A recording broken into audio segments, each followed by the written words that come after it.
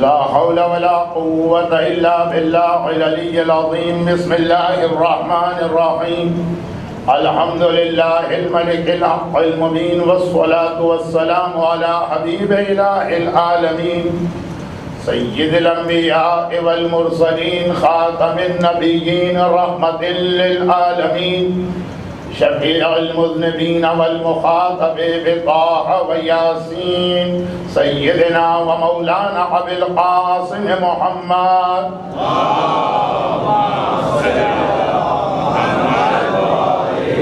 وآله الطيبين الطاهرين المعصومين المظلومين المنتجبين الميامين سيما على بقية الله في الأرضين وحجته على العالمين. اللهم عجل له الفرج ولعنة الله على أعدائهم أجمعين. أما بعد فقد قال الله عز وجل في كتابه الكريم: بسم الله الرحمن الرحيم. يا أيها الذين آمنوا قوا أنفسكم وأهليكم نار. وقال: إن الصلاة تنهى عن الفحشاء والمنكر. وقال: ذلكم أطهر لقلوبكم ولقلوبهن. وقال: بل لا تكرمون اليتيم.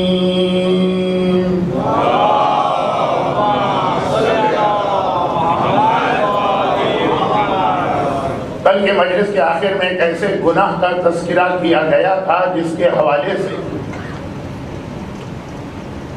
جو جملہ میں نے عرض کیا وہ بعد میں خود مجھے لگا کہ بہت ہی سخت جملہ ہو گیا کہ 40 سال کی ممبر کی زندگی میں مجھے ایک ایسا گھرانہ نظر نہیں آیا جو اس گناہ سے اپنے آپ کو بچا سکا. اب کل ایک مجلس ورکنگ ڈے میں ذرا لمبی ہو گئی اور دنیا بھر کا جو ایک کامن پرابلم کہ جتنی گھڑیوں پہ نگاہ ڈالے وہ الگ وقت بتا رہی ہوں اور مومنین کرام کے چہرے پہ نگاہ ڈالے تو وہاں تو ہمیشہ 12 بج رہے ہوتے. اور پھر کسی نے توجہ بھی مبذول کرائی کہ مولانا آپ کیا سمجھ کے مجلسیں پڑھ رہے ہیں. 1 گھنٹے کا وقت پوری مجلس کا ہے سوز و سلام اور نوحہ ملا کے، آپ کا وقت 45 منٹ. یہ غلط فہمی رہی مجھے پورے 1 ہفتے، اس کا بھی ایک ٹینشن تھا. تو جملے کو میں ذرا سا ٹھیک کر دوں کہ جنہیں اس گناہ کی اہمیت کا اندازہ ہے وہ اپنے آپ کو اس گناہ سے بچاتے ہیں، لیکن مصالحت کے ذریعے سے مسئلے کو حل کر کے نہیں. اور اس میں مصالحت میں اسلام کو کوئی اعتراض نہیں ہے، لیکن بات وہی ہوئی کہ اتنا گھمبیر یا کمپلیکیٹڈ یہ پرابلم ہے کہ صحیح معنوں میں اس مسئلے کو حل کر کے کوئی عمل کرے مجھے تو 40 سال میں کوئی نظر نہیں آیا. اور وہ مسئلہ کل کے واقعے کے آخری جملے سے تھا کہ برزخ ہو کہ قیامت ہو کہ پولیس سے رات، ہر گناہ کی معافی ہو سکتی ہے، لیکن اگر کسی کی گردن پر کسی مومن کا مالی حق باقی تو سزا اس کی مل کر رہے گی. بے شک مال کے مہینے کی جو مجالس تھی کہ بے شک ہر شیعہ کو آخر میں جنت میں آنا، وہ ہماری ڈیسٹینی ہے، وہ ہمارا فائنل ڈیسٹینیشن ہے. اللہ نے ہمیں بنایا ہی جنت کے لیے، لیکن بات صرف یہ ہے کہ براہ راست آنا ہے کہ عذاب برداشت کریں. بلکہ بعض تفاسیر میں یہ ہے کہ آج جو میں نے سورہ امام حسین کی ایک آیت تلاوت کی تھی وہی کل والے گناہ کو ذرا واضح کرنے کے لیے، تو بعض روایت میں ہے کہ سورہ امام حسین کی اس سے پہلے کی جو ایک آیت ہے وہ اسی کے حوالے سے قرضہ، کسی کا مالی حق، 1 درہم و دینار بھی کسی کا غصب کر لیا یا دبا لیا اِنَّا رَبَّكَ لَبِالْمِرْصَادِ، یہ سورہ امام حسین کی جو آیت ہے کہ تمہارا رب مرصاد پر تمہارا انتظار کر رہا۔ اچھا، یہ آیت جو نازل ہوئی اس سے پہلے تذکرہ ہمارا اور آپ کا نہیں، اس سے پہلے تذکرہ ہے قوم عاد کا، قوم سمود کا، فرعون کا، یعنی اتنے سرکش و نافرمان قومیں جو قرآن نے کہا فَأَكْثَرُوا فِيهَا الْفَسَادَ، انہوں نے اللہ کی زمین میں فساد برپا کر دیا۔ فَصَبَّ عَلَيْهِمْ رَبُّكَ صَوْتَ عَذَابٍ، تو اللہ نے عذاب کا کوڑا ان پر برسایا۔ قوم عاد پر عذاب آیا، قوم فرعون پہ عذاب آیا، قوم سمود پر۔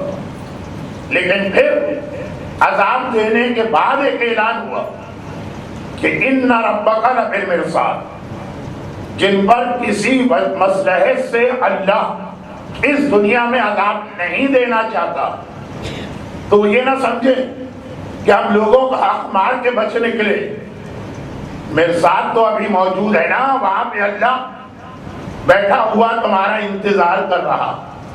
اب یہ الفاظ تو شان خدا کے خلاف ہے، نہ خدا کھڑا ہوتا ہے، نہ بیٹھتا ہے، نہ لیٹتا ہے، لیکن بات کو سمجھانے کے لیے کہ اگر تم عذاب خدا سے بچ گئے بلکہ بظاہر دوسروں کا حق مارنے والے کی زندگی تو اور اچھی ہوتی، وہ اپنے آپ کو بڑا چالاک، ہوشیار اور کلیور سمجھتا، بزنس بھی بڑھ جاتا، مکان بھی اچھا بن جاتا، لیکن خدا نے کہا کہ ابھی دیکھو ایک منزل باقی ہے، اِنَّ رَبَّكَ لَبِالْمِرْصَادِ۔ شاید میں نے اسی عشرے کی شروع کی کسی مجلس میں ایک کتاب کا حوالہ دیا تھا، شیخ عباس قمی کی منازل الآخرہ، اردو ترجمہ ہے مرنے کے بعد کیا ہوگا۔ اس میں پورا ایک چیپٹر ہے مرصاد پر، واقعات بھی ہیں جو میں اس لیے نہیں پڑھنا چاہتا کہ میرا موضوع فی الحال یا اس سال عذاب قبر نہیں، لیکن واقعات بھی ہیں، وہ حدیثیں بھی ہیں جس میں یہ لفظ آیا ہے کہ پل صراط کا آخری مرحلہ، جہاں یہ سامنے جنت کا دروازہ نظر آنے لگے گا، پل صراط تو 3000 سال کا پل ہے، اور 3000 سال کا پل بھی ایسا نہیں کہ بالکل سیدھا سیدھا چلا گیا، 1000 سال تک تو اس کے اوپر چڑھائی ہے، نظر ہی نہیں آئے گا ادھر ہے کیا، اور پھر 1000 سال ہموار راستہ، پھر وہ سلوپ یا اترائی، اور وہاں سے جنت کا دروازہ نظر آتا۔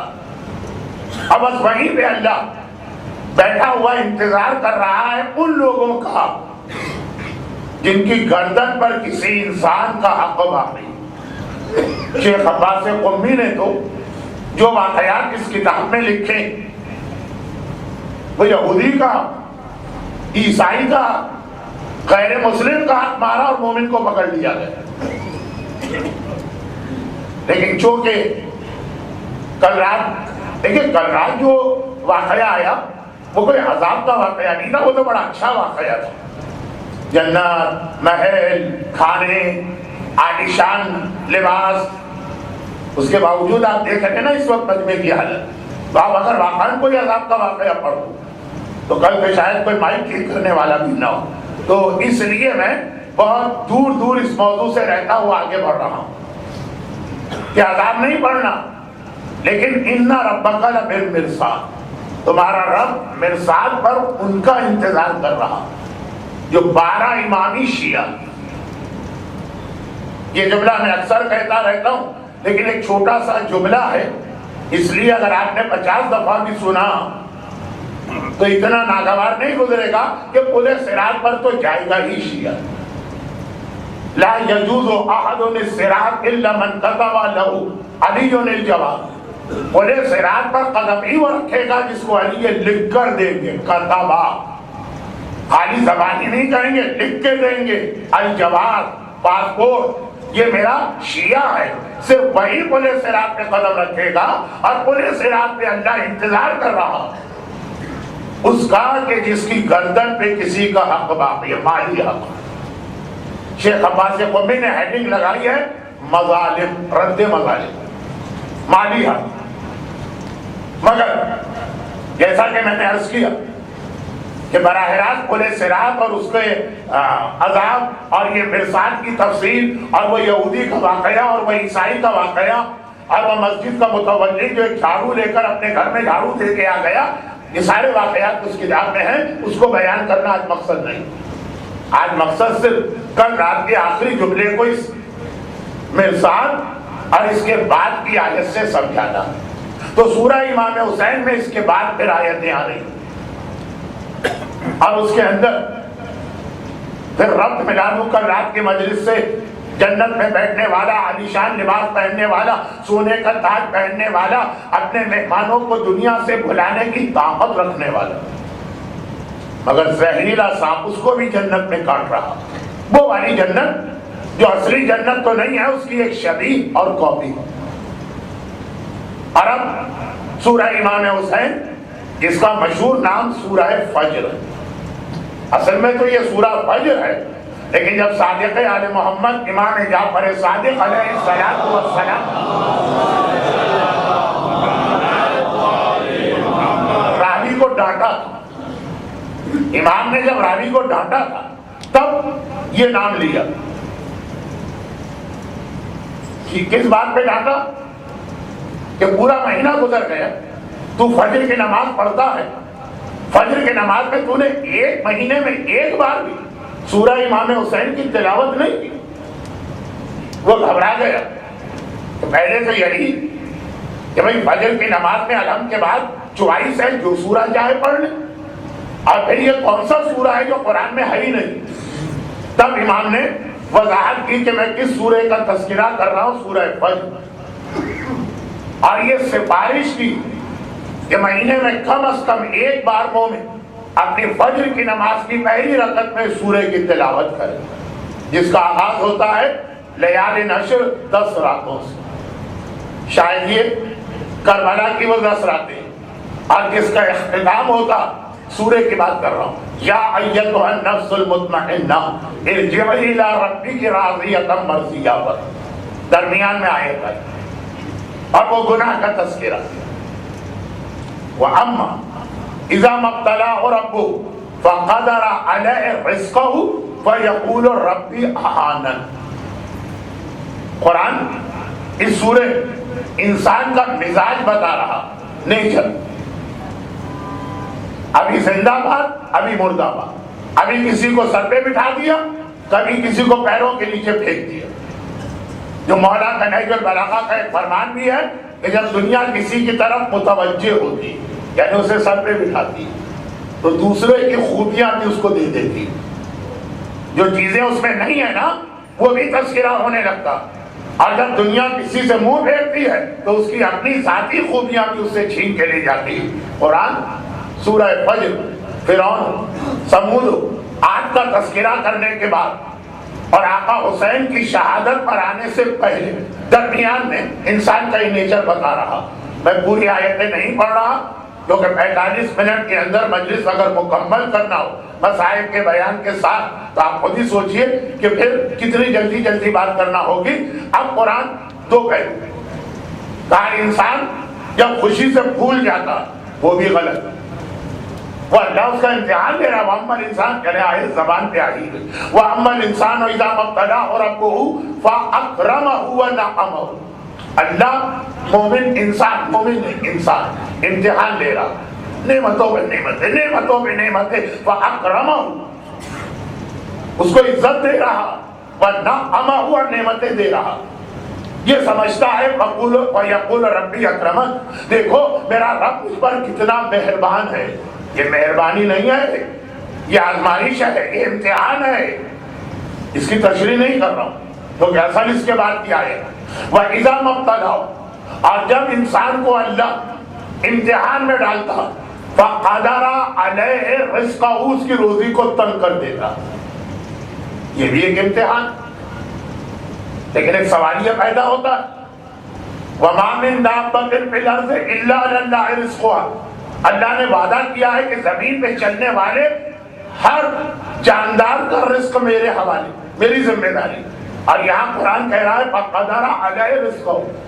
یہ کیسا امتحان ہے بھائی؟ جس چیز کی گارنٹی لے لی گئی ہے، جس چیز کی ذمہ داری لے لی گئی ہے، اور خالی انسان نے وَمَا مِن دَابَّةٍ، زمین پہ حرکت کرنے والی ہر مخلوق.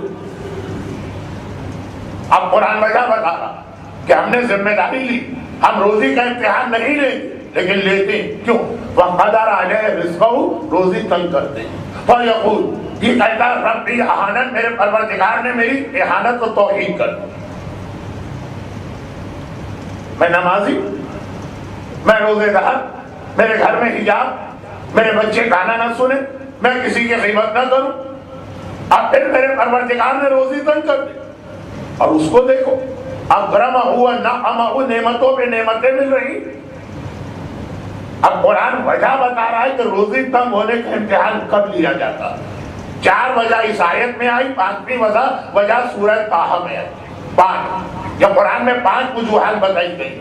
یہ میرا موضوع ہی نہیں، ورنہ خود روزی بہت اہم موضوع. کس چیز سے برکت بڑھتی ہے، کس چیز سے روزی کم ہوتی ہے، روزی کہتے کسے ہیں. اللہم ارزقنا شفاعۃ الحسین، یہ کون سی روزی ہے؟ وہ بہت بڑا موضوع ہے. تو صرف اس وقت بات پہ بات نکل آئی تو آیت کا ترجمہ کر اور پہلے والے لفظ کو کل کی مجلس سے ملاتے. قرآن کہتا ہے کل، ہرگز تیرے رب نے تیری روزی کم نہیں کی. وَإِذَا ابْتَلَاهُ رَبُّهُ فَقَدَرَ عَلَيْهِ رِزْقَهُ وَيَقُولُ رَبِّي أَهَانَنِ، کلا، ہرگز خدا نے کچھ نہیں کیا. بَلْ لَا تُكْرِمُونَ الْيَتِيمَ، تم یتیم کا حق ادا نہیں کرتے. یتیم پر یہ وہ گناہ ہے جو میں کل بتا رہا. نمازی گھرانوں، روزے دار گھرانوں، حج کرنے والے گھرانوں، پابند شریعت گھرانوں، دین کی اہمیت کا خیال کرنے والے گھرانوں میں یہ غلطی ہوتی. اور قرآن ٹاپ آف دا لسٹ سب سے پہلے بتایا کل، روزی تنگ کیوں. لا تکرمون الیتیم ولا تحاضون علی طعام المسکین وتاکلون التراث اکلا لما. اور یہ براہ راست کل والے گناہ کا تذکرہ. اور تم لوگ میراث کے مال کو ہڑپ کر جاتے ہو اور ہضم کر جاتے ہو. وَتُحِبُّونَ الْمَالَ حُبًّا جَمًّا، مال کی محبت تمہارے دلوں میں بیٹھی ہے. اور اسے سورہ طٰہٰ کی ایک ہی آیت تو ہے. تو یہ بات پوری ہو جائے گی. 5 چیزیں جن سے روزی تنگ ہوتی. وہ میرا موضوع نہیں ہے لیکن آیتیں ہیں تو سننے کا ایک ثواب. وَمَنْ أَعْرَضَ عَنْ ذِكْرِي فَإِنَّ لَهُ مَعِيشَةً ضَنْكًا، سورہ طٰہٰ. جو میرے ذکر سے منہ موڑتا اس کی ساری زندگی روزی سمیت میں اسے تنگ کر دیتا ہوں. اب یہ آیت آج کے موضوع سے براہ راست متعلق نہیں ہے. میں نے صرف روزی کے لفظ کو مکمل کرنے کے لیے آیت کی تلاوت کی. میں اپنے موضوع پر آؤں. 2 باتیں قرآن نے کہی. اس آیت میں 4 باتیں، 2 میرا موضوع. بل لا تکرمون الیتیم، یتیم کا حق ادا نہیں کرتے. اور تیسری بات تاکلون التراث، میراث، کسی کے مرنے کے بعد اس کی جائیداد کا بٹوارا، وہ تمہارے یہاں صحیح طریقے سے نہیں ہوتا. اب یتیم کے حوالے سے وہ ایک حدیث بھی آپ کو سنا دی جائے کہ جب امام معصوم نے یتیم کے حوالے سے کئی بار مختلف انداز سے اس کا حق بتایا تو ایک بار امام نے یہ بھی توجہ مبذول کرائی کہ یتیم کا ذکر سنتے رہتے ہو، یاد رکھنا نحن اول الیتیم، یتیموں میں سب سے پہلے ہم ہیں. ہمارا حق کھانے والا یعنی خمس نہ دینے والا وہ اس پوری کیٹیگری میں آ جاتا ہے جو یتیموں کے لیے قرآن میں آئی. جب قرآن میں یتیم کے لیے آیت آئی ہے کہ یاکلون النار، وہ یتیم کا مال نہیں کھا رہے، وہ آگ کھا رہے ہیں. یہ کوئی خواب نہیں ہے، قرآن کی آیت ہے. امام نے کہا وہ ہم ہیں یتیم. خمس کے حوالے سے الحمدللہ جمعے کے دن کوشچن آنسر سیشن سے اندازہ ہوا کہ بڑی اویئرنیس و باخبری ہے. کم از کم جو لوگ میری مجلس میں آ رہے ہیں وہ اس مسئلے کی جانب متوجہ ہیں تو فائدہ نہیں ہے ایسے مسئلے پہ زیادہ وقت لگانے کا، لیکن آیت کے حوالے میراث۔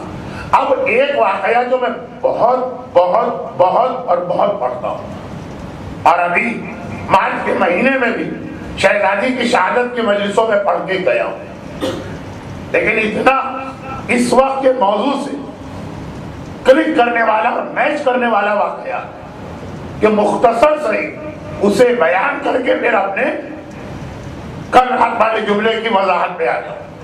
امام محمد باقر علیہ السلام کا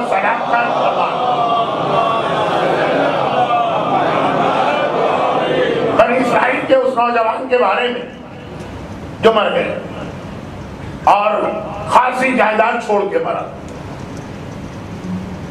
اتنا کہ اگر اس کی بیوہ ذرا بجٹنگ کر کے زندگی گزارتی تو ساری زندگی کے لیے کافی، لیکن جو شوہر بھی ساری زندگی راہ خدا میں دل کھول کے خرچ کرتا ہے، اور اللہ کا وعدہ ہے کہ 3 خرچے ایسے یا 3 جگہ ایسی ہیں جہاں جتنا خرچ کرو اتنا نہیں 70,000 گنا دنیا میں تمہیں واپس ملے گا، اور آخرت کا اجر تو ہے ہی اپنی جگہ۔ باقی ساری نیکیوں کا مسئلہ تو ہے کہ آخرت میں ملے گا، نہیں دنیا میں بھی ریٹرن ہوگا۔ آدمی کی جیب میں ذرا سے زیادہ پیسے آ جائیں، وہ ریسرچ شروع کرتا کہاں پہ انویسٹ کروں کہ میکسیمم پروفٹ مل جائے، کون سی اسکیم، کون سا بینک، کون سے شیئر۔ امام کہہ رہے 70,000 3 خرچے ایسے۔ نمبر 1 حج میں، بلکہ لفظ بھی حج میں ایسا آیا جو دھوکے میں بھی ڈال سکتا کہ امام نے کہا حج میں تو اسراف بھی جائز ہے، حج کا اسراف نہیں۔ نمبر 2 والدین پہ خرچ، جتنا لٹا دو والدین کے لیے، ہاں لیکن بیوی بچوں کو فاقے میں ڈال کے نہیں۔ اور نمبر 3 راہ خدا میں غریبوں اور یتیموں کی مدد، شوہر دل کھول کے خرچ کر رہا ہے اور اتنا ہی مل بھی رہا۔ اللہ کا امتحان نہ لیجیے گا۔ ایک روایت یہ ہے کہ اگر کوئی اللہ کا امتحان دیتا ہے تو پھر اسے کچھ نہیں ملتا۔ اللہ کا امتحان یہی کہ اب آپ یہ سوچ کے دیں کہ ملے گا تو دیتا رہوں گا، نہیں ملے گا تو اسٹاپ کر دوں گا، یہ اللہ کا امتحان۔ اب چھوٹی چھوٹی باتیں بہت وقت لے لیتی، میں روک رہا ہوں اس لیے کہ اب صرف 2 تقریریں آج کے بعد میرے پاس رہ گئی۔ جتنا خرچ کر رہا ہے اس سے زیادہ آ رہا، تو عادت بن گئی بیوی کی بھی ساری زندگی اپنے شوہر کو دیکھ کر، شوہر کے مرنے کے بعد بھی خرچ کرتی ہے۔ بیٹا چھوٹا، ایک رات کو خواب میں ایک منظر دیکھا، میں ایسی جگہ کھڑی، دیکھیں کتنا شارٹ کر رہا ہوں، ایسی جگہ کھڑی کہ میرے رائٹ سائڈ پر جنت ہے، لیفٹ سائڈ پہ جہنم۔ پہلے جنت کی جانب چلی، جنت دیکھو، بہترین جنت، بہترین محل، جنت کے محل جو اس کو دکھایا گیا اس میں سب سے شاندار محل کس کا ہے؟ کہا تیرے شوہر کا۔ کیوں ملا؟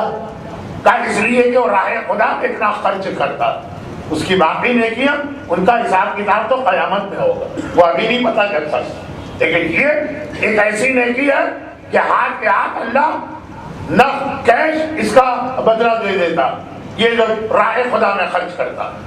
دل کو اطمینان بھی ہوا، مرنے کے بعد آج پہلی مرتبہ شوہر کی خیریت معلوم ہوئی اور خوشی بھی ہوئی کہ یہی نیکی تو میں بھی کر رہی ہوں۔ جہنم کی جانب چلی، جو میرے انداز بیان سے بھی واقف ہے، اور یہ واقعہ مجھ سے پہلے سنا، انہیں حیرت ہو کہ اتنا مختصر اور اتنی جلدی جلدی۔ جی ہاں، کیا کروں، وقت نہیں، الٹے ہاتھ پہ گئی تو وہی کنواں دیکھا جو جہنم کا سب سے مشہور کنواں۔ حتیٰ بعض علماء نے کہا کہ قرآن میں جو لفظ ویل آیا ہے، فویل للمصلین مثلا، وہ اس کنویں کے لیے آیا ہے۔ ویل کے کئی معنی ہیں، لیکن ایک لفظ انگریزی میں بھی کوئی ویل ہے شاید، تو کہا کہ اس ویل کے معنی وہی انگریزی ویل والے، آگ سے بھرا ہوا کنواں، جو رسول خدا نے ابراہیم سے پوچھا جہنم کا سب سے چھوٹا کنواں کون سا؟ کہا یہ بحث تو ایک دن ہم فرشتوں میں بھی ہوئی تھی، جہنم میں جو کنواں دیکھو پانی کے نہیں آگ کے، سب بڑے۔ ہم نے کہا خدا بندہ سب سے چھوٹا، کہا جبرائیل ایک پتھر پھینکو۔ پتھر ہم نے پھینکا، 70 سال بعد تہ تک پہنچا، گرتا رہا گرتا رہا گرتا رہا گرتا رہا، وہ سب سے چھوٹا آگ سے بھرا ہوا۔ دیکھا اس نے کہ وہ کنواں ہے، گناہگار عذاب دیے جا رہے اور ایک جگہ خالی۔ گھبرا گئی، یہ جگہ کس کے لیے؟ تیرے لیے، میرے لیے، جہنم کا عذاب۔ ہاں پہلے سے انتظام، ایڈوانس بکنگ۔ کہا لیکن آخر میری غلطی کیا ہے؟ کہا پورا ہے خدا میں خرچ کر دی، اور آنکھ کھل گئی۔ اب کنفیوز، اب پریشان۔ کبھی شیطان بھی ایسے خواب دکھاتا ہے تاکہ مومن کو نیکی سے روکا جائے۔ یہ شیطان کا خواب تو نہیں ہے، میں راہ خدا میں خرچ کر رہی، وہ شاید مجھے روکنا چاہتا، مگر اس انداز کا خواب تھا کہ خود دل گواہی دے رہا۔ چنانچہ صبح صبح، یہ رات کو خواب دیکھا، صبح صبح نبی وقت کے پاس گئے۔ نبی وقت نے کہا خواب سچا ہے اور دونوں چیزیں ٹھیک، تیرا شوہر جنتی ہے، راہ خدا میں خرچ کیا، تو جہنمی ہے کیونکہ تو نے راہ خدا میں چوری کا مال خرچ کیا۔ اللہ کے راستے میں نجس، حرام، چوری، ڈاکہ یہ نہیں چلے گا۔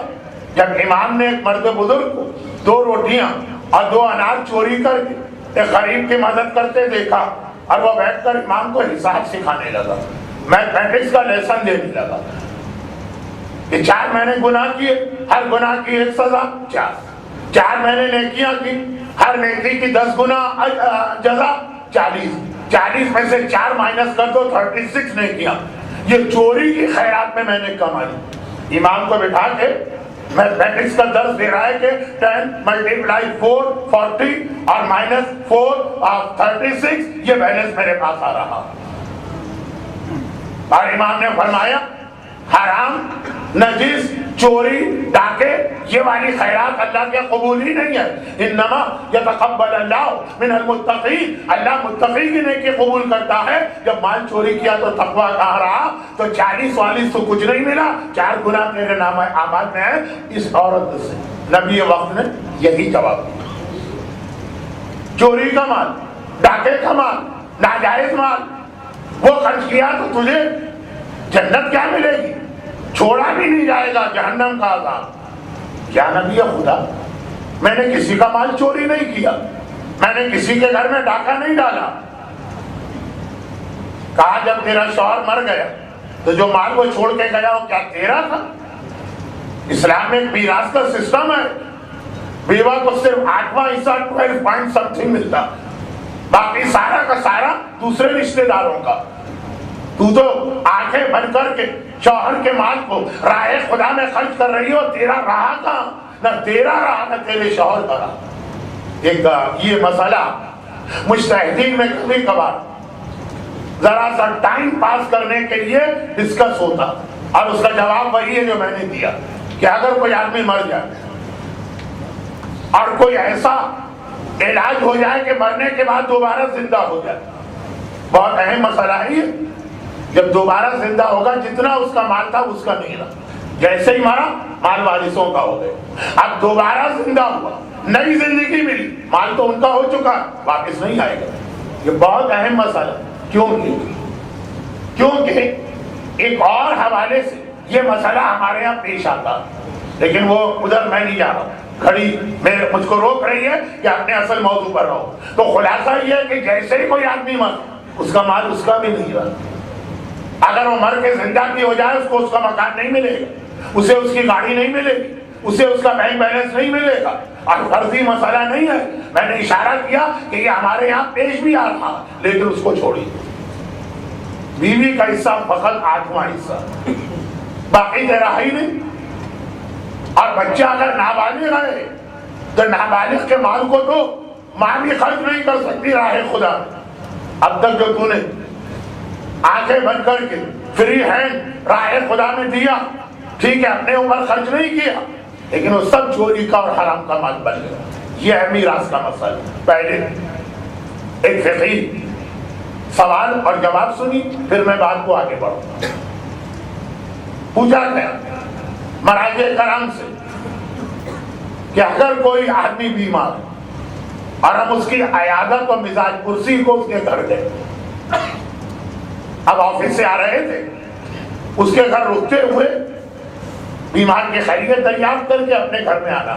یہ باقاعدہ سوال پرنٹڈ ہے مجموع المسائل میں بھی, جو آیت اللہ گلبائگانی کے سوال جواب کی کتاب ہے, اور دیگر مہاراجے کے پاس. سردی کا موسم, زور اثر کی نماز ہم نے ابھی پڑھی نہیں, گھر جاتے جاتے قضا ہو گئی. ہم نے مرنے والے کا حال پوچھا اور اس سے کہا کہ 5 منٹ کی اجازت دیجیے, زور کی نماز باقی ہے عصر کی, میں نماز پڑھ سکتا ہوں آپ کے گھر میں؟ اجازت کے بغیر تو کہیں بھی آپ نماز نہیں پڑھ سکتے. حتیٰ وہ جو 11 گھر سورہ نور میں آئی جن کے یہاں بغیر اجازت کھانا کھا سکتے, نماز وہاں بھی نہیں پڑھ سکتے جب تک کہ اجازت نہ ہو. آپ نے اجازت مانگی, اجازت مل گئی, نماز شروع کی آپ نے. ابھی دوسری رکعت میں وہ بیمار آدمی مر گئے, آپ کی نماز ٹوٹ گئی. بیمار آدمی مرا, آپ کی نماز ٹوٹ گئی. اگر یہ نماز آپ نے پوری کر بھی لی تو یہ غلط ہے اسے دوبارہ دہرانا. چھوٹے چھوٹے بات فقہی مسئلے بڑے دلچسپ ہوتے ہیں. شیخ توسی نے 1000 سال پہلے مسئلہ لکھا, گدھے کی آواز آئی وضو ٹوٹ گئے, گدھے کی آواز آئی نماز ٹوٹ گئی. نماز تو 9 چیزوں سے یا 12 چیزوں سے ٹوٹتی, قرقہ لگا کے ہنسنا اور رونا, قبلے سے ہٹنا اور وضو ٹوٹنا اور کھانا اور پینا اور باقی چیز. جواب, ایک آدمی سفر میں گدھے پہ پانی کی مشق تھی, فجر کے وقت اٹھا, رسی کو اڑا کے گدھا بھاگ چکا, فجر قضا ہو رہی, تیمم کر کے نماز شروع کرنا, گدھے کی آواز ہے یعنی پانی آ گیا, پانی آ گیا, تیمم ٹوٹ گیا, دوبارہ نماز پڑھ. ویسے ہی آقا گلبائگانی کا تحریری چھپا ہوا مسئلہ, گلتے سارے مراجع کا یہ, بیمار مر گئے, آپ دوسری رکعت میں نماز آپ کی گئی, سوائے اس کے ایک قضا ہو رہی, 4-5 منٹ بھی ایکسٹرا, ٹوٹ گئی نماز. وجہ کہا کہ جب آپ نے نماز شروع کی تو اس گھر کا مالک وہ تھا, اس نے اجازت دی, جیسے ہی وہ مرا مالک وہ نہیں رہا, مالک چینج ہو. اب جو نئے مالک آئے ان کی اجازت کے بغیر آپ وہ نماز بھی نہیں مکمل کر سکتے جو آپ نے پرانے مالک کی اجازت سے شروع کی. خاص طور پر اگر نئے مالکوں میں ایک بھی نابالغ بچہ موجود.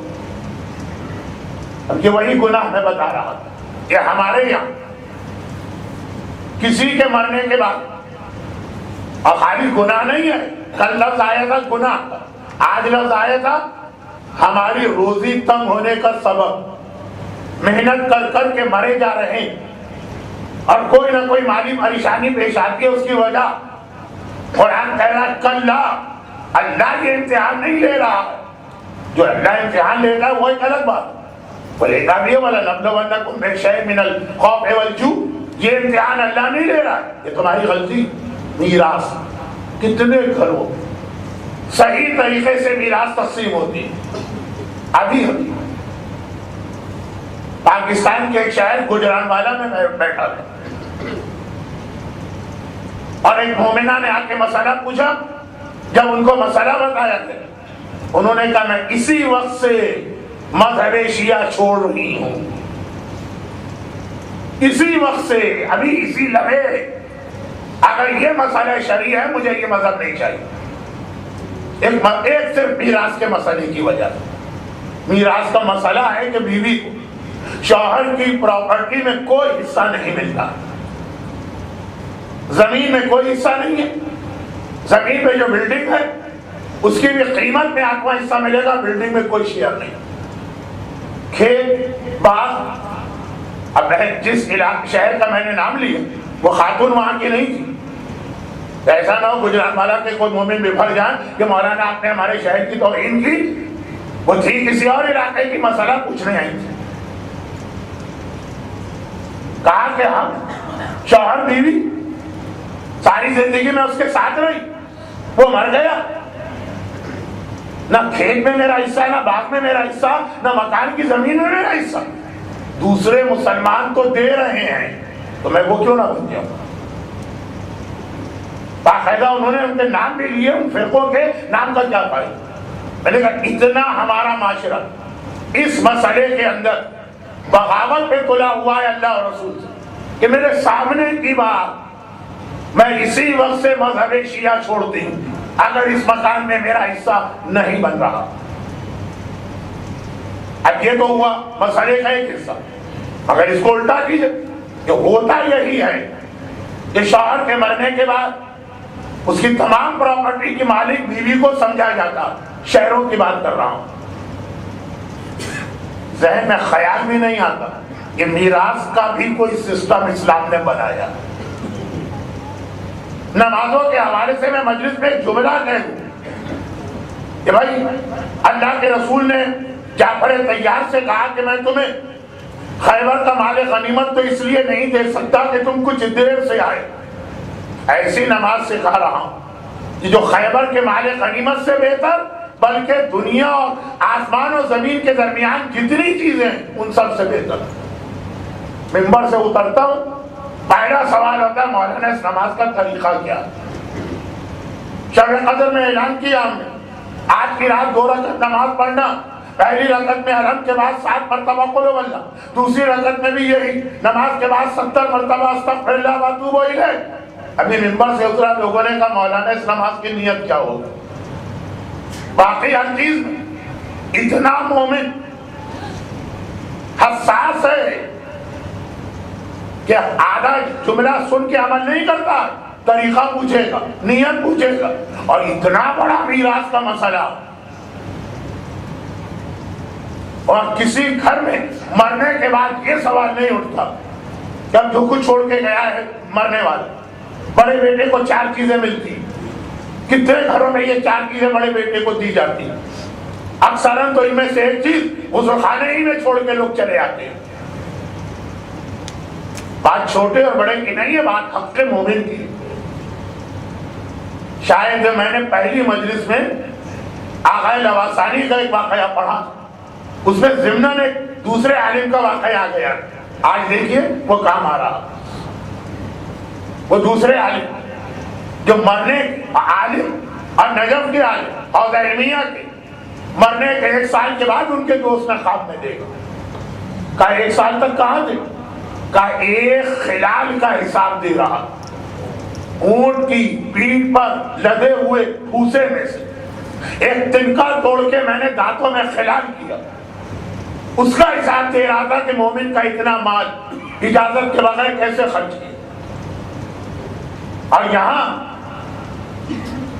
اب 2 دن جو ہمارا موضوع نامکمل رہا اور آج بھی نامکمل ہے، اس سے بھی ذرا ربط ملا۔ یا ایھا الذین آمنوا قوا انفسکم واہلیکم نارا، اے ایمان لانے والوں اپنے ساتھ اپنے گھر والوں کو بھی جہنم سے بچاؤ۔ ہم آگ کھلا رہے ہیں۔ اب میں ادھر نہیں جا رہا کہ حرام میکڈونلڈ کے برگر اور حرام چین کے پیزا، اس کی بات نہیں ہے۔ اگر آپ زمزم بھی ایسے پیسے سے خرید کے آئیں، زمزم بالکل پاک پاکیزہ حلال کی، لیکن میراث کا مال تو بہت ہی مشہور واقعہ آج پھر زبان پہ آ گیا۔ علامہ مجلسی کے والد، وہ بہت بڑے عالم تھے، علامہ مجلسی ہمارے ہاں بہت مشہور ہے، اور واقعاً ان کی اتنی قربانیاں اور محنتیں اور کوششیں، لیکن ان کے والد یہ ہے ملا باقر، وہ ہے ملا محمد تقی، ان کے والد، اور فقہ میں حلال و حرام کا جو سسٹم ہے اس میں ان کے والد کی شہرت ان مشہور علامہ مجلسی سے زیادہ۔ ہمارے یہاں جو علامہ مجلسی بہار الانوار کے نام سے، ان کے والد بڑی عظیم شخصیت، مجتہد کی کتاب توضیح المسائل، صرف اپنے فتوے ہوتے ہیں، پوری کتاب میں صرف پہلے علامہ مجلسی کا ایک جملے میں ایک مسئلے میں ذکر آیا، پورا جیسے کبھی کبھار ہم کہتے ہیں کہ پورے قرآن میں صرف ایک صحابی رسول زید کا نام آیا۔ ان کا واقعہ ہے کہ جب شادی ہوئی باقاعدہ شادی سے پہلے ہی صاحب اجتہاد مجتہد عالم تھے اور بڑے اعلیٰ رتبے پر تھے. تو بیوی سے کہا کہ بیوی اپنے ہی جیسے گھر کی ہے کہ اسلام میں حکم ہے کہ لڑکے اور لڑکی کی میچنگ کا خیال کرو. شرابی لڑکے کے ساتھ نمازی لڑکی کا شادی کرو, فاسق و فاجر لڑکے کے ساتھ حجاب والی لڑکی کی شادی کرو, پابند شریعت لڑکے کے ساتھ وہ جین اور ٹی شرٹ پہن کر ٹھک ٹھک کرنے والی سینڈل والی لڑکی کی شادی کرو. یہ کیا تماشا؟ وہ جو 2 دن پہلے کی مجلس مکمل تھی وہ ابھی سب آگے بڑھیں گے موضوع. خالی اس کا نام نہیں ہے ماں کہ اس کے پیروں تلے جنت ہے, ماں کی بھی کچھ ذمہ داری ہے, خاص طور پہ شادی کے حوالے سے بہت بڑی ذمہ داری ہے کہ اپنی اولاد کا صحیح میچ ڈھونڈو. یہی وہ بات ہو رہی تھی کہ خواب میں آ کر ام المومنین نے چوتھے امام کے لیے ایک میچنگ, اور وہ بات آگے بڑھے گی ابھی, لیکن آج کی بات تو آج پوری ہو جائے. اپنے ہی جیسے مقدس متقی پرہیزگار گھرانے میں شادی, چنانچہ اولادیں بھی ایسی نکلی. ان کا بیٹا علامہ مجلسی جیسا عظیم عالم, ان کی بیٹی ملا محمد صالح مازندرانی کی بیوی جو خود مجتہدہ آمنہ, سیدہ آمنہ. لیکن ابھی بات تیسری اولاد کی ہے کہ شادی ہوئی تو شادی کے رات ہی بیوی سے کہہ دیا یاد دہانی کی کہ ہمیں اپنے سے زیادہ اپنی اولاد کے لیے سوچنا. یا ایھا الذین آمنوا قوا انفسکم واہلیکم نارا, اپنے ساتھ اپنے گھر والوں کو جہنم سے بچانا. ہم دونوں ابھی تک جیسی زندگی گزری وہ بھی کون سی بری ہوگی نعوذ باللہ, لیکن اب اور احتیاط کرنا. ایک لفظ ہے حدیث میں, حدیث کا ایک ایک لفظ, حاملہ عورت کل مجاہد فی سبیل اللہ, اس کا ایک ایک سانس اتنا ثواب ملتا. حاملہ عورت پریگننٹ جیسے راہ خدا میں جہاد کرنے والے مجاہد کو. اس کا اگلا لفظ تو بہت مشہور ہے ہمارے یہاں اور صحیح مشہور ہے کہ اگر کوئی عورت ڈلیوری میں مر جائے وہ شہید راہ خدا. لیکن اس سے پہلے کا جملہ کہ یہ اس کے 9 مہینے جہاد ہیں, جہاد کے آخر میں آدمی غازی بنتا ہے شہید. ایک ایک سیکنڈ اس کو اتنا ثواب مل رہا جیسے بدر و احد خندق و خیبر کے مجاہدین کو. لیکن ہم ہمیشہ حدیثوں کو ایک طرف سے دیکھتے ہیں, دونوں طرف سے دیکھتے ہیں. اس کا جہاں تعلق اس عورت کے ثواب سے ہے کہ یہ جو عورت پریگنینسی یا حمل کی تکلیفیں اٹھاتی ہے تو کتنا اجر مل رہا. وہاں ذمہ داریوں سے بھی میدان جنگ کا مجاہد کیسے بیٹھتا, ٹی وی دیکھ رہا ہوتا, فیس بک پہ لوگوں سے باتیں کر رہا ہوتا, سو رہا ہوتا, گانے سن رہا ہوتا. میدان جنگ کا مجاہد میدان جنگ کا ایک ایک سیکنڈ الرٹ ہو کے بیٹھتا. ایک بہت ہی سلینٹ قسم کا محاورہ کہ سپاہی جو میدان جنگ میں پتا کھڑکا بندہ پھڑکا ذرا سی بھی شک والی کوئی آواز آئے گی فوراً چونک کے دیکھے گا دشمن کو حملہ نہیں کر رہا. اتنا اس عورت کو محتاط ہو کے بیٹھنا. خالی ثواب کا پہلو نہیں ہے, ذمہ داری کا بھی پہلو ہے. دونوں ذمہ داری ادا کرو تو ثواب ملے گا. جو چوتھے امام کی صحیفہ کاملہ کی دعا پڑھیے, میں نے پہلے بھی ایک دن اشارہ کیا, مجاہدین کے لیے یہ ثواب ملے گا عورت کو, شرط اتنی ذمہ داری سے بیٹھے. آئیے مشہور واقعے کو اختتام تک پہنچا کے آج کی مجلس کو آگے بڑھایا جائے. رکی بھی بیوی سے کہا, بیوی بھی ایک مجتہد کرانے کی, ہمیں احتیاط کرنا اور احتیاط کرنا. پہلے کون سے نعوذ باللہ گناہگار تھے, لیکن اور بیوی بھی سمجھدار پابندے تھی. بیٹا پیدا ہو گیا, کچھ بڑا ہوا. اب جب بڑا ہوا تو ایک دن محلے کا تیسری شکایت لے کے آئے کہ آپ کے بیٹے نے کھیل کھیل تیر چلا کے میری مشق کو پھاڑ دیا, میری روزی کا ذریعہ ہے. خیر اب یہ تو شکایتیں آتی ہیں. مجھے یہاں کا نہیں پتا کراچی میں یہ بچے کوئی چھکا لگاتا ہے, کوئی چوکا لگاتا ہے, کوئی اپنے آپ کو ٹنڈولکر سمجھتا ہے, کوئی انضمام الحق سمجھتا ہے. کھڑکیاں ہماری ٹوٹتی ہیں, دروازے ہمارے ٹوٹتے ہیں, بلب ہمارے ٹوٹتے ہیں, سر ہمارا پھٹتا ہے. تو خیر بہرحال اب یہ بچے تو بچے ہیں, شکایتیں ایسی تو آتی رہتی، اس شکایت کا تو ازالہ کر دیا، لیکن گھر جا کے بیوی سے کہا کہ یہ ہوا کیسے؟ بچہ شرارت بے شک کرے، لیکن کسی مومن کو نقصان اس نے کیسے پہنچا دیا؟ یا کہیں میری غلطی ہوئی ہے یا تمہاری؟ میں تو بہت سوچ رہا ہوں، تم بھی سوچو۔ بہت سوچا تو صرف اتنا یاد آیا، گرمی کا موسم، ماں کے گھر جا رہی، کچھ کپڑے سینا، کپڑے سوئی اور دھاگا لے کے جا رہی، راستے میں پیاس بہت زیادہ لگی۔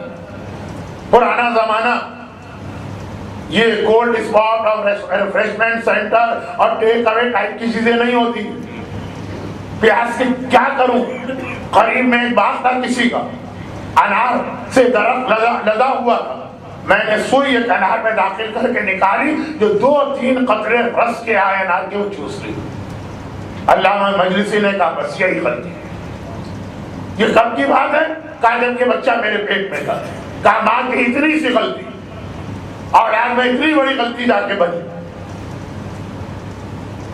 اب یہاں پہ میں ایک حدیث بہت جلد، یہ سارے مشہور واقعات راوی نے، اب نہیں یہ والی حدیث شاید بچوں کے سامنے مناسب نہ ہو، اب جو میں پڑھنے جا رہا ہوں، راوی کا امام کے دشمن کی طرف جانا، آدھے راستے سے آ جانا۔ اب آپ نے سر پکڑ کے سوچنا مجھے ہوا کیا تھا کہ میں دشمن امام کے پاس جا رہا تھا، یہ کون سا شیطان میری عقل میں چھا گیا؟ اور امام سے آ کے کہا، تو امام نے کہا کہ ایک مرتبہ تیری ماں ایک گناہ کے ارادے سے نکلی، آدھے راستے تک گئی تھی اور واپس آ گئی، اس وقت اس کے پیٹ میں تھا، یہ اس کے اثرات۔ تو پورا ہی سلسلہ احادیث اور واقعات کا، لیکن جو میرا اصل موضوع بن رہا ہے وہ یہ کہ یہ حرام ایک دیندار مومن کا رانا سود سے اپنے آپ کو بچاتا، سور کے گوشت سے اپنے آپ کو بچاتا، چوری کے گناہ سے اپنے آپ کو بچاتا، ڈاکہ نہیں ڈالتا، خمس دے کر حق فاطمہ کے اوپر بھی حملہ نہیں کرتا، وہ آگے مار کھاتا میراث کے مسئلے، ہر جگہ اپنے آپ کو حرام سے بچا لیا۔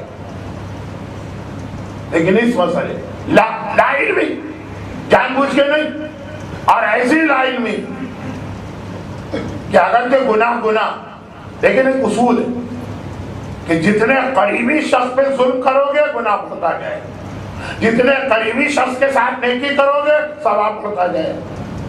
اب تو میں وہ واقعہ قطعاً نہیں پڑھوں گا، 3 واقعہ آج میں نے پڑھے، تینوں بہت مشہور، چوتھے میں تو واقعاً کہ آپ اپنا سر پیٹ ڈالیں گے یا میرا سر پیٹنے کا دل چاہے گا۔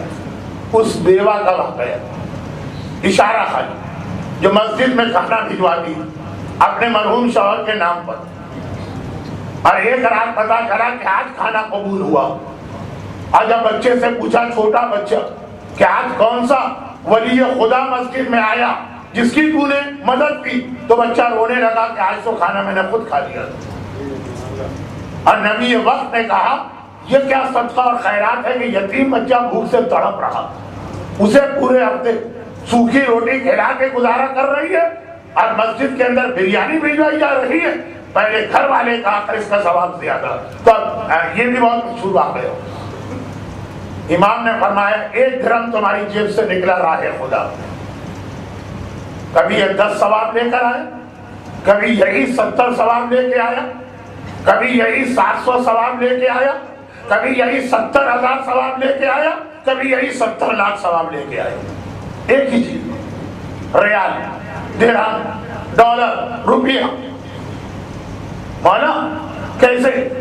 کہا اگر تم کسی عام انسان کو راہ خدا میں صدقہ دیا، چاہے کافر ہو، 1 کا 10 ثواب تمہیں دے، اور اگر کسی مومن کو دیا تو وہی درہم، وہی ریال، 70 گنا ثواب، اور اگر رشتہ دار کو دیا تو 700 گنا ثواب، اور اگر والدین کو دیا تو 70,000 گنا ثواب، اور اگر کسی عالم کو دیا تو 7 لاکھ، یا اگر کوئی ایک صفر کم زیادہ ہو گیا ٹھیک کر لی۔ درہم وہی درہم، کتنے قریبی کو دے رہے کافر، اس کے مقابلے میں مومن قریب، مومن میں رشتہ دار اور قریب، رشتہ دار میں والدین اور قریب۔ تو یہ عالم کہاں سے آ گئے؟ وہ آپ کی جان نہیں چھوڑیں گے، وہ ہر جگہ آپ کے سر پہ امام کی طرف سے لائے جائیں گے، وہ پھر میں بعد میں سمجھاؤں گا۔ اسی اعتبار سے کسی عام آدمی کا مال چوری کیا اور اپنی سگی اولاد کا مال اس مومنہ نے چوری کیا، یہ چوری کی نیت سے نہیں کیا چوری، لیکن بہرحال حرام تو حرام ہے، زہر تو زہر ہے، جان بوجھ کے کھائیں کہ بھولے سے کھا لیں۔ اور یہ اتنا پیچیدہ گناہ، کمپلیکیٹڈ، کہ میں نے کہا نا کہ جن گھرانوں میں مسئلے کی اہمیت ہے، مرنے والے کی بیوہ کا صرف اتنا حصہ، اور وہ حصہ بھی جائیداد میں نہیں، باغ میں نہیں، کھیت میں نہیں ہے، بلڈنگ میں ہے لیکن اصل بلڈنگ میں نہیں ہے، اس کی قیمت میں ہے، بیٹے کا صرف اتنا حصہ، ماں کا صرف اتنا حصہ، اتنا پیچیدہ بن جاتا ہے یہ مسئلہ کہ جو یہ گناہ سے بچنا بھی چاہتے ہیں، یہ حساب کتاب نہیں کر پاتے، مصالحت کر دیتے، چلو بھائی ہم نے اپنا حصہ ہی چھوڑ دیا، چلو ہم سارے وارث راضی ہو جائیں، اس کا حق وہاں، اس کا حق یہاں، اس کا حق یہاں۔ لیکن قرآن کہتا ہے تمہارے اکثر گناہوں کی ذمہ داری اس گناہ پہ ہوتی ہے، تمہاری اکثر پریشانیوں اور پرابلم کی ذمہ داری اس گناہ پر۔ اور امام معصوم بار بار یہی حقیقت بیان کر رہے ہیں۔ حبابہ کا واقعہ کیا؟ گھر کے حبابہ کا تعلق پہلے علی سے، لیکن حبابہ کا تعلق بیچ والے علی سے بھی، اور حبابہ کا تعلق ان کے بعد والے علی سے بھی۔ یہ واقعہ کیا ہے حبابہ کا؟ یہی ہے نا۔ اب آپ میں سے بہت سے ایک جواب دے سکتے ہیں، میں آ گیا چوتھے امام کو، ایک جواب آپ دے سکتے ہیں کہ مولانا ہم میں سے ہر ایک حجت الاسلام یا آیت اللہ نہیں، ہم مردوں کو اتنی باریکیاں نہیں پتا، کجا ہماری عورتیں۔ آئیے وہ جملہ سن لی، حبابہ نے ایک اور حقیقت جو بالکل واضح ہے اسے دوسرے انداز سے ہمارے سامنے پیش کیا۔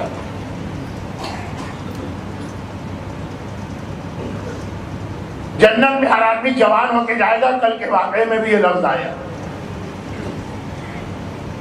تو ایک طرح سے جو بوڑھے کو جوان کر دے اس کا یہ عمل اس بات کی دلیل ہے کہ یہ ہے لوگوں کو جنت میں لے جانے والا۔ وہ میں کاسمیٹک سرجری کی طرف نہیں جا رہا۔ حبابہ بوڑھی تھی، کس نے حبابہ کو جوان کیا؟ لیکن ان کی بڑھاپے اور جوانی کی بات تو چھوڑیے، ان کا نام ہی مجلس میں آیا کیوں؟ صرف اس جملے کی وجہ سے۔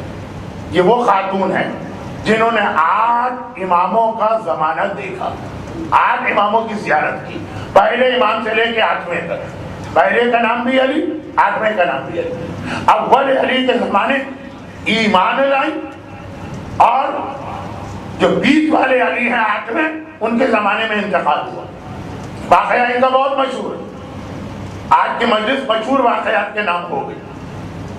لیکن درمیان میں پہلے علی اور 8ویں امام کے درمیان جو علی آتے ہیں، ہمارے چوتھے امام، معجزہ انہوں نے دیکھا ہے۔ مگر اس معجزے سے پہلے حبابہ کا وہ جملہ جو آج کی مجلس کے موضوع سے متعلق، جب یہ ایمان لائی تو رسول خدا کا انتقال کافی عرصے پہلے ہو چکا تھا۔ مولا علی کی امامت میں ایمان لائے، زیارت کے لیے کوفہ گئے، جیسے آپ زیارت کے لیے تڑپتے ہیں، آپ تو روضے کی زیارت کے لیے تڑپتے ہیں، وہاں کا امام خود ہے۔ اور جب کوفہ پہنچے، لوگوں سے پوچھا مولا کا گھر کہاں؟ وہی ٹوٹا ہوا گھر دکھا دیا جہاں آج آپ بھی جاتے ہیں۔ اب تو بہت شاندار بنا دیا گیا، ابھی 30 سال پہلے ہی وہ کتنا بوسیدہ تھا اور کتنا تنگ تھا، لیکن اب اتنا شاندار بن کے بھی لوگوں کو یقین نہیں آتا کہ اس میں مولا اپنے پورے خاندان کے ساتھ 16 بیٹیاں اور 10 بیٹے اسی گھر میں رہتے تھے، اور 10 بیویاں، اور جو آج سے 30 سال پہلے اگر آپ نے اس کو دیکھا ہو۔ لیکن یہ ایک الگ موضوع ہے۔ گھر پہنچی، مولا کی زیارت کرنا، غلام نے کہا دیکھ نہیں رہی ہو 10 بجے، یعنی یہ تو میں آپ کو سمجھانے کے لیے کہہ رہا ہوں، وہاں گھڑیاں نہیں تھی، 10 بجے۔ کہا تو کیا ہوا؟ 10 بجے مولا گھر میں کہاں ہوتے؟ یہ تو مولا کے بازاروں کے دورے کا وقت ہے۔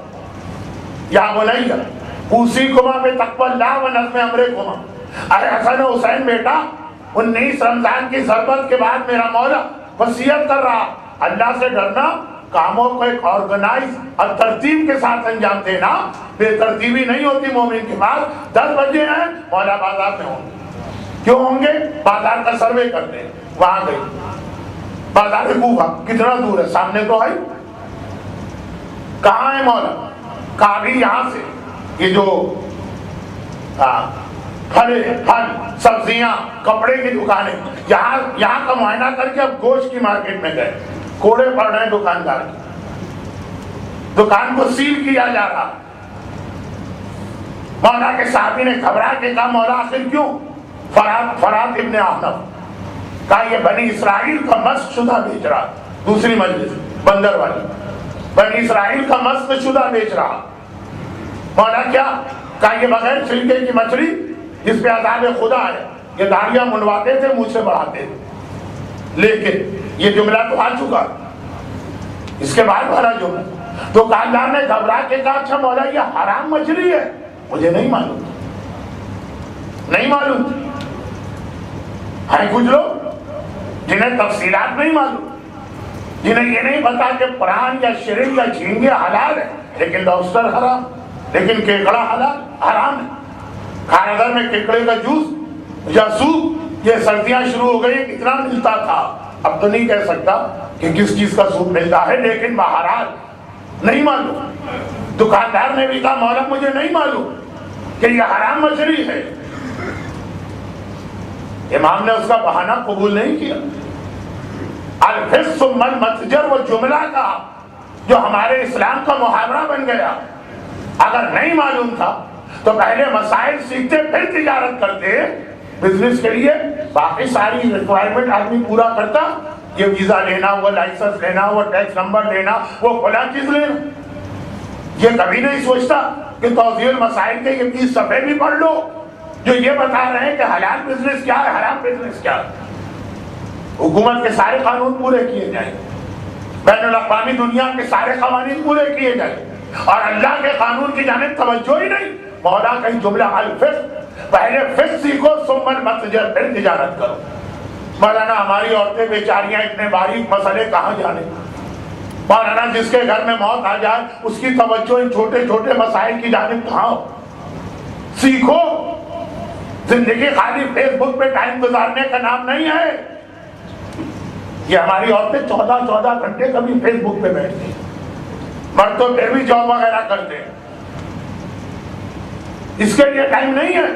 اور پھر حرام آ رہا ہے تو کہیں سزا بھی نہ مل، مولا نے کوڑے مارے، دکان کو بند کرایا۔ لیکن اب جب بات آ گئی حبابہ کی، وہ صرف ایک جملے کے لیے آئی تھی نا کہ میراث کے مسئلوں میں یہ کہہ کے لوگ نکل جاتے ہیں کہ بڑے مشکل مسئلے ہیں، بڑے بڑے مسائل جاننے والوں کو نہیں پتا، گھر میں بیٹھنے والی اس عورت کو کیا معلوم؟ نہیں معلوم تو سیکھو، یہ مولا کا جملہ۔ لیکن پھر 2 جملوں میں حبابہ کا واقعہ پورا کر کے منزل مسائل پر آ جائے۔ مجمع ہٹا، سزا ملی دکاندار کو، اس کی دکان سیل ہو، حبابہ آگے گئے۔ یا امیر المومنین میں کتنے خوش قسمت ہوں کہ آپ کی امامت کا کلمہ بھی پڑھا اور آپ کی زیارت بھی۔ مولا میں بہت دور کے علاقے سے آئی، ہمارے یہاں کبھی صحیح خبریں پہنچتی بھی نہیں امامت کے بارے میں، آپ کو ایسی نشانی بتا دی کہ میں کبھی کسی غلط امام کو نہ مانوں۔ یہ ہے صحرا میں رہنے والی عورت، کوئی اطلاع نہیں، لیکن وہ بھی مسئلے کا حل پوچھ رہی ہے، گھر میں جا کے نہیں بیٹھ گئی کہ اگر کوئی غلط امام کا نام آ گیا تو اللہ میری مجبوری جانتا، نہیں، مسئلے کا حل، سلوشن۔ مولا نے قریب سے ایک سنریزہ اٹھایا، اپنی انگوٹھی جس پہ نقش تھا اس پہ رکھ کے الٹا کر کے دبایا، پتھر پر مولا کی انگوٹھی کا نقش بنا، کہا یہ پتھر اپنے پاس رکھ لینا، اور میرے بعد جو امامت کا دعویٰ کرے یہ پتھر خالی اس کے سامنے رکھ دینا، وہ سمجھ بھی جائے گا، اور وہ اپنی انگوٹھی کا نشان بالکل اس نشان کے اوپر اسی طرح بنائے گا جیسے میں نے بنایا۔ 8 اماموں کی زمانے کو دیکھا، اور ہر امام سے ملنے خاص اس لیے بھی جاتی تھی کہ امامت کی گواہی ان کے بعد اس پتھر پر آ جائے. اور اسی 8 اماموں کی جو انہوں نے زیارت کی، آخری زیارت 8ویں امام کی اس پتھر پہ 8ویں مہر 8ویں امام کی انگوٹھی کے لگوائی. مگر اس پورے 8 امام صرف 2 اماموں کے 2 واقعات انہوں نے سنا. بس ہر امام کا ایک واقعہ ہوگا، صرف 2. ایک آقا حسین کا واقعہ کہ میں آقا حسین سے دوران حج ملی. یہ تو کوفے کے بھی باہر رہنے والے امام مدینے کہا میں حج میں آئی، آقا حسین کے پاس گئی تو خاک مجھے جملہ کہنا تھا. اور اس وقت آقا حسین مدینے کی مسجد النبوی حج کے مسئلے بتا رہے تھے اور 3 دن تک حج کے مسائل کا بیان ہوتا رہا. میں نے گنا 1000 سے زیادہ مسئلے میرے آقا نے اس مجمع کو بتائے. پھر میں پہنچی اور وہ میں نے نشان لیے. آقا حسین مسائل، حج کے مسائل، حج پہ بھی اکثر لوگ خاص طور پر ان علاقوں سے منہ اٹھا کے چلے جاتے ہیں. اب یہ پورا ایک الگ موضوع ہے اور میں شاید مسائل پہ جو جمعے کے دن کوئی سر آنسر سیشن چوتھے امام کے لیے ایک جملہ پڑھا، شاید اسی سے مسائل پر آ جاؤں. آج نہ صحیح تو کل اب آخری جملہ سنو. 8 اماموں سے بھی واقعات صرف مولا علی کا بتایا، امام حسین کی مسائل کی اور حج کی ٹریننگ کلاس بتائی مسجد النبوی کے اندر. اور چوتھے امام کہہ رہی کہ پھر مجھے خبر ملی آقا حسین شہید ہو گئے. کربلا کا واقعہ بہت جنگل میں رہتی ہے، میں مدینے آئی. اب میں بہت بوڑھی ہو چکی، بڑھاپے کے مارے مجھ سے چلا نہیں جا رہا، لیکن امام کی زیارت. اور اس دوران ایک مرض اور بیماری بھی مجھ میں ہو گئی، اور وہ یہ کہ چہرے پر وہ جو سفیدے کے داغ آتے ہیں، سفید برس،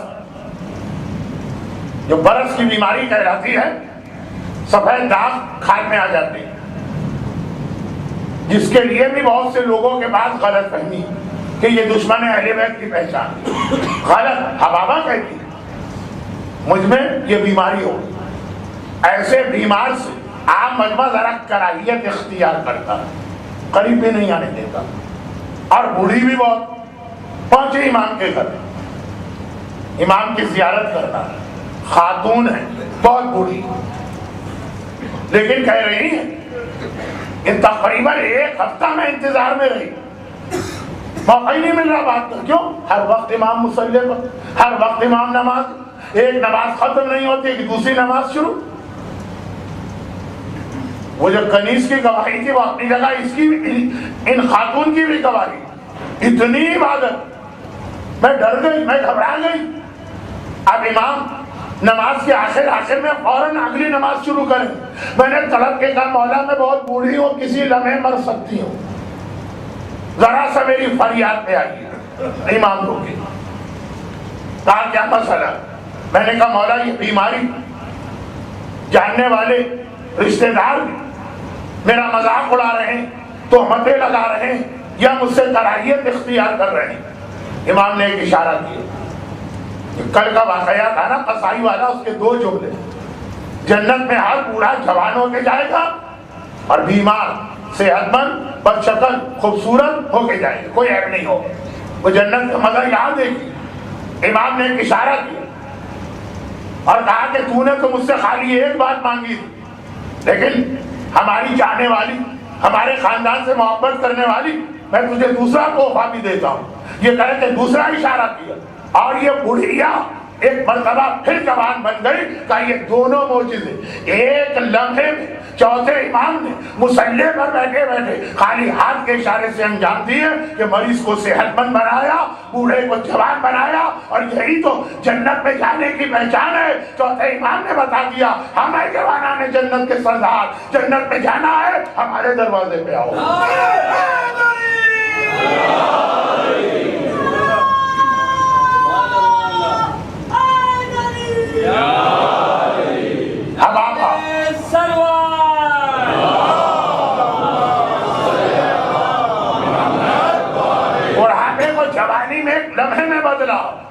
جنتی کی خاصیت، برس کی بیماری اور کراہیت والی بیماری، اسے دوبارہ وہی نورانی چہرہ عطا کیا، اور پھر کہا لیکن کیا مجھ سے میرے دادا کی انگوٹھی کے نقش پر میری انگوٹھی کا نقش نہیں لگوائے گی؟ تڑپ کے کہا مولا یہ تو آپ نے میرے دل کی بات کہہ دی، یہ دو معجزے دیکھنے کے بعد اسے ضرورت محسوس نہیں ہو رہی تھی کہ آقا سجاد سے ان کی امامت کی دلیل مانگی، لیکن 8ویں امام تک یہ چلی، اور یہ ہے اہل بیت کا وہ خاص طریقہ۔ اب حبابہ کا واقعہ تو اصل میں آیا تھا ہمارے ان مردوں اور عورتوں کے لیے جو ذرا بھی پیچیدہ مسائل شریعت سے یہ کہہ کے جان چھڑا لیتے ہیں کہ اتنی پیچیدہ باتیں کون سمجھے۔ مولا نے کہا پہلے سیکھو اور پھر عمل کرو، لیکن اس کا آخری سننا، آج بھی وقت بہت گزر گیا، میں تو 45 منٹ ذہن میں رکھ کے بیٹھا تھا۔ یہ اہل بیت کا طریقہ آپ نے دیکھا، اور اسی میں ایک چھوٹا سا پہلو بہت بڑا، خود غربت میں زندگی گزارتے ہیں، سامنے والے کو زر ہی نہیں دیتے، ابو ذر بنا دیتے، خود ہتھ کڑی اور بیڑی میں زندگی گزارتے ہیں، سامنے والوں ساری دنیا کی بادشاہت عطا کرتے ہیں، خود فاقے میں زندگی گزارتے ہیں، سامنے والے کو غنی کرتے ہیں، خود جوانی میں بوڑھے ہو جاتے ہیں، بوڑھوں کو جوان کرتے ہیں۔ کس امام نے بوڑھے کو جوان کیا؟ کس امام نے بوڑھے کو جوان کیا ہے؟ وہ امام معصوم جو خود جوانی میں بوڑھا ہو گیا۔ اور جب منہال کوفی نے پوچھا تھا مولا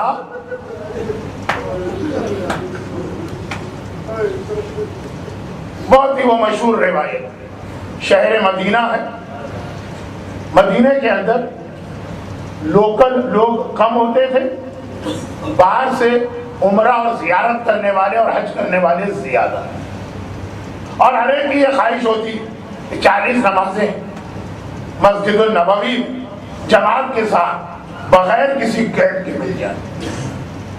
ایک ایسا ہی مسافر زائر مدینے میں آیا ہوا، نماز جماعت میں ریگولر جا رہا، ایک دن کسی وجہ سے ذرا دیر ہو گئی، جماعت کھڑی ہو گئی، اب یہ بھاگا بھاگا چلا جا رہا، کم از کم امام کے رکوع میں جانے سے پہلے جماعت میں شامل ہو گئی، اور اس کی وجہ سے بجائے عام راستے کے جانے کے چھوٹی چھوٹی گلیاں شارٹ کٹ ایک گھر کے قریب سے گزرا۔ آج یاد رکھیے میرا جملہ، مدینے کی مسجد کا گیٹ نمبر 38 باب بلال، یہ اس کے سامنے کا تھا۔ اب کوئی آپ کو وہاں نہیں بتائے گا، وہاں سے گزرا شارٹ کٹ، ایک دم سے چھت پر سے اس کے کپڑوں پہ پانی آ کے گیا، یہ گھبرا گیا، پتا نہیں پاک پانی ہے کہ نجس، نماز کے لیے جا رہا ہوں، اب وہ بھی مسجد میں جا رہا ہوں، اور وہ بھی مسجد النبوی میں جا رہا ہوں رسول اللہ کے سامنے، کہیں ایسا تو نہیں کہ میں نجس ہو گیا ہوں۔ اب وہ ذرا سا پریشان کھڑا، گھر کے غلام نے دیکھا، کہا رکیوں گیا ہے، جلدی سے جا رکوع ہونے والا ہے، گھبرا کے کہا یہ پانی، غلام کی آنکھوں میں آنسو آ گئے، کہا اس کائنات میں اس سے زیادہ پاک پانی تو کوئی نہیں ہوگا۔ تڑپ کے کہا کہ میں نہیں سمجھا یہ کون سا پانی ہے؟ کہا اس گھر کی چھت پہ کربلا کا وارث علی بن الحسین بیٹھ کے اپنے بابا اور گھرانے کا ماتم کر رہا، اتنا رو رہے ہیں، اتنا رو رہے ہیں، اتنا رو رہے ہیں کہ چھت سے پانی اس طرح بہہ کے گلی میں گر رہا ہے جیسے بارش کا پانی پر نالے سے گرا کرتا۔ کتنا گریا کر رہا ہوگا میرا چوتھا امام کہ بارش کے پانی کی طرح سے۔ تو منہال کوفی یہ معمولی آدمی نہیں ہے، وہ تب گھبرا گئے، مولا اتنا آپ رو رہے ہیں، کب تک روئیں گے؟ کہا منہال تو نے انصاف نہیں کیا، قرآن نہیں پڑھا؟ یعقوب کا ایک یوسف مارا نہیں گیا تھا، خالی کھو گیا تھا، اتنا روئے کہ وقت جب غلط عینا، قرآن کہہ رہا ہے آنکھیں سفید ہو گئی۔ میں نے تو اپنی آنکھوں سے اپنے 18 یوسف کربلا کی جلتی رہتی میں پڑے دیکھے ہیں۔ گھبرا گیا منہال، تڑپ کے کہا مولا لیکن وہ تو ایک بڑی فضیلت تھی نا آپ کے گھرانے کی۔ مولا نے دیکھا تفصیلی جواب کا موقع نہیں ہے، ورنہ کہہ سکتے تھے میدان احد میں حمزہ کی شہادت پہ پھر رسول نے کیوں ماتم کیا؟ کہا منہال باقی باتیں چھوڑ دے، اتنا بتا دے کہ اگر میں شہادت کو فضیلت مان لوں تو بہنوں اور پھوپھیوں کا بازاروں میں جانا، درباروں میں جانا، میرا قیدی بن کے چلنا، کیا یہ بھی کوئی فضیلت ہے؟ آئے غیرت بن سجاد، وہ منظر بھولتا نہیں، بھولنا تو چھوڑیں، زینب، کلثوم، علی اور فاطمہ کی بیٹیاں، وہ منظر سجاد ایسے موقع پر اپنی حمایت بھی نہیں چاہتے۔ یہ روایت ہے نا، جب دربار میں اہل بیت لائے گئے تو ایک بار ابن زیاد نے کہا کوئی مختار کو لے کے آئے، بہت حسین کرتا ہے، اسے دکھاؤں، حسین کا گھرانہ کس حالت میں ہے۔ مختار ابن زیاد کے قید میں ہے، ہتھکڑی اور بیڑی کے ساتھ لائے گئے، دربار میں آ کے کھڑے ہوئے، ابن زیاد کی آنکھوں میں آنکھیں ڈال کے دیکھ رہے ہیں۔ ابن زیاد کہتا ہے مختار اے تیرا امیر، تو نے سلام بھی نہیں کیا۔ مختار نے کہا امیر کو سلام کیا جاتا، لیکن تجھے امیر مانتا کون ہے؟ میرا امیر میرا آقا حسین ہے۔ ابن زیاد آج مسکرا دیا، بڑی محبت ہے حسین سے، اگر حسین کوفے آ جائے تو ملاقات کرے گا۔ تڑپ کے کہا حسین کوفے آ ہی نہیں سکتے، ہم نے خط بھجوا دیا تھا آقا، مسلم مارے گئے، کوفہ بدل گیا، اب ادھر کا ارادہ نہ کرے۔ ابن زیاد نے کہا لیکن سن، تیرا آقا کوفہ آ گیا، میرا مہمان ہے اور میری مرضی ہے، جس سے چاہے ملاقات کراؤں، ملنا ہے، ملاقات کرنا ہے۔ مختار یقین بھی نہیں آتا، لیکن ابن زیاد کا انداز ایسا ہے، گھبرا کے ہاتھ جوڑے، کہا کہ ابن زیاد سارا کوفہ جانتا ہے مختار کے ہاتھ کٹ سکتے ہیں، کسی کے آگے ہاتھ جوڑتا نہیں ہوں، لیکن اگر میرا آقا تیرے پاس مہمان بن کے آیا، ہاتھ جوڑ کے درخواست کرتا ہوں ایک بار آقا کی زیارت کرا دے۔ ابن زیاد نے کہا گھبرا نہیں، تیار ہو جا، آقا کی زیارت کے لیے تیار ہو جا۔